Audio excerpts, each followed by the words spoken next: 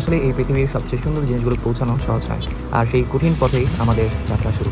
ঢাকা থেকে শুরু, বাইকের হ্যান্ডেল চেপে আমরা রওনা দিলাম বগালেকের পথে। বান্দরবনের বুক চিরে এক ভয়ঙ্কর কিন্তু রোমাঞ্চকর অভিযানে। শহর ছাড়িয়ে আমরা ঢুকে পড়লাম ঢাকা চট্টগ্রাম হাইওয়েতে। চারপাশে গাড়ির শব্দ, ট্রাক, বাস, মাঝে মাঝে ধোঁয়া আর বেশ ট্রাফিক। প্রায় 250 কিলোমিটার পথ পাড়ি পেরে আমরা পৌঁছাই প্রথমে চট্টগ্রাম। তারপর চট্টগ্রাম থেকে বান্দরবনের পথে ঢুকে পড়ি পাহাড়ি আঁকাবাঁকা রাস্তায়। প্রকৃতি যেন আস্তে আস্তে নিজের রূপ দেখাতে শুরু করলো। সামনে শুধু সবুজ পাহাড় আর নীল আকাশ। বান্দরবন শহর থেকে আমরা নিলাম পাহাড়ের চূড়ার দিকে রওনা। এই পথটা একেবারেই আলাদা, শহুরের রাস্তা থেকে একদম ভিন্ন। সরু রাস্তা, এক পাশে পাহাড় আর অন্য পাশে ছিল ভয়ঙ্কর খাদ। প্রতিটি বাঁকে বাঁকে ছিল ভয়ঙ্কর ধরনের বিপদ। প্রতিটি বাঁকে দরকার ধৈর্য আর সাবধানতা। প্রায় 50 কিলোমিটার এই পাহাড়ি পথ পার করে পৌঁছালাম আমরা রুমা বাজার। রুমা বাজারে কিছুক্ষণ আমরা পাহাড়ি আম, পেঁপে এবং পাহাড়ি যে মিষ্টি আনারস সেগুলো সবাই খেলাম। খাওয়া শেষে এখান থেকে আমাদের যাত্রার সবচেয়ে চ্যালেঞ্জিং যে অংশটা সেটা আর কি শুরু বেসিক্যালি। তো রুমা বাজার থেকে বগালেকের পথে কোনো পাকা রাস্তা নেই, এক একটা সরু খাড়া সংকীর্ণ পিচ্ছিল ও পাথরের ট্রেল।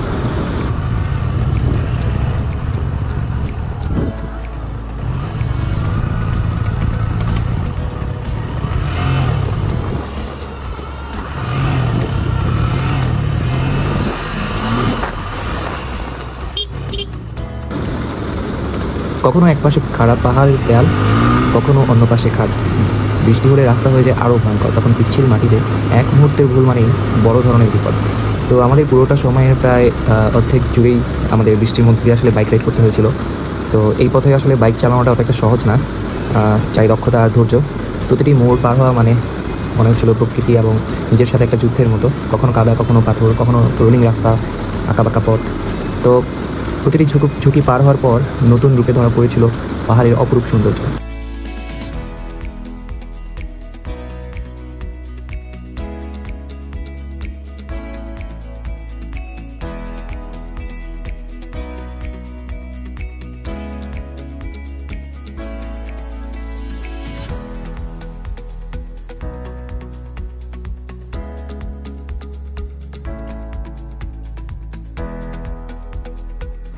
তো আসলে পাহাড়ি রাস্তায় মোটরসাইকেল চালানোটা অত একটা সহজ না, কারণ এখানে রাইডিংয়ের ক্ষেত্রে বেশ কিছু রুলস এবং সাবধানতা অবলম্বন করতে হয়।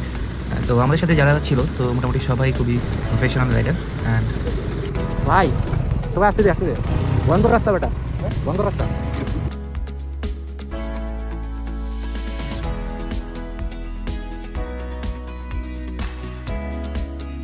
তো চোখের সামনে পাহাড়ের সৌন্দর্য যতই আকর্ষণ করুক, মনকে সবসময় রাস্তার প্রতি সতর্ক রাখতে হবে।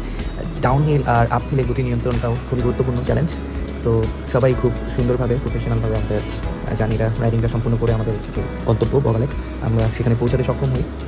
তো আসলে পৌঁছানোটাই আমাদের কাছে কেবলমাত্র চ্যালেঞ্জের প্রথম ধাপ, কারণ আমাদের এখান থেকে আবার ব্যাক করে যেতে হবে সেম পথ। তো আমরা মোটামুটি পুরোটা রাস্তা সম্পর্কেই অবগত। তো তারপরেও ফেরত যাওয়াটাও সেম, এটাও একটা চ্যালেঞ্জ। তো আমরা সবাই খুব ওয়েল প্রিপেয়ার ছিলাম প্রত্যেকটা জার্নির জন্য, এবং আমাদের একজন আরেকজনের সাথে ওয়েল কানেক্টেড ছিলাম ডিউরিং রাইডিং, যাতে একজনের ভুল হলে আমরা আরেকজনকে ধরিয়ে দিই এবং আমরা একে অপরের প্রতি যাতে সতর্কশীল হই। কারণ আমাদের আসলে একজনের বিপদ মানে আমাদের পুরো জার্নিটা সবাইকে বিপদের ভিতরে পড়া। তো আমরা কেউই চাইতাম না যাতে কেউ কোনো বিপদ বা ঝুঁকির মধ্যে সম্মুখীন হোক।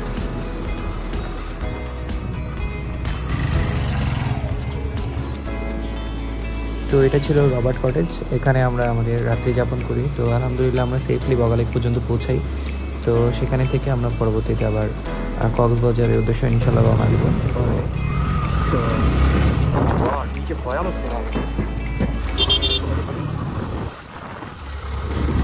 Thank you for watching my videos. And এটা আসলে আমার প্রথম একটা ভয়েস ওভার দিয়ে ভিডিও মেক করা। সো আই ডোন্ট নো এটা কেমন হয়েছে, বাট আই থিঙ্ক এটা ভালোই হয়েছে। So thank you for